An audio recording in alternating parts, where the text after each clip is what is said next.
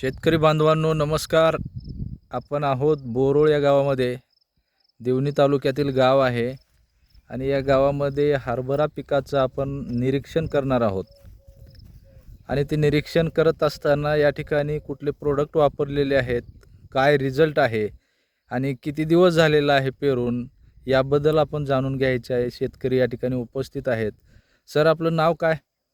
नमस्कार, माझं नाव व्यंकट बाबुराव मुळखेडे, राहणार बोरोळ, तालुका देवणी, जिल्हा लातूर.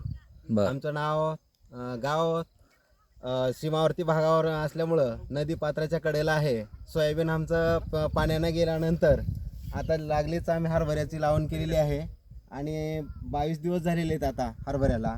आणि पेरणी करत असते वेळेस प्राऊड आणि ग्रोमॅजिक मिक्स करून आपण बियाला लावलेलं आहे आणि पेरणी केलेली आहे. आज 22 दिवसाचं पीक आहे हरभऱ्याचं.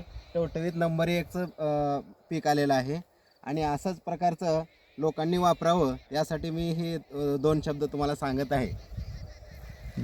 नमस्कार.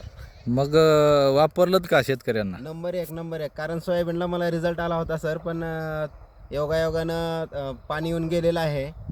पण ते उत्पन्न घेऊ शकलो नाही, पण त्याचा रिझल्ट नंबर 1 आला होता. आता ह्या 1 एकर मध्ये उत्पन्न किती येईल हरभऱ्याचं? 1 एकरमध्ये 8 क्विंटल किंवा 10 क्विंटल च्या आसपास येईल. बरं. म्हणजे शाश्वती आहे तुम्हाला? 100%. बरं. फुटव्याची संख्या वाढलेली आहे हरभऱ्याला वाढलेली. आणि चांगल्या पद्धतीचा हरभरा सुद्धा दिसून लागलाय. त्याची कळा सुद्धा चांगली पाणी नाही द्यायचं, बिना पाण्याचा हरभरा. बरं. ठीक आहे सर, धन्यवाद.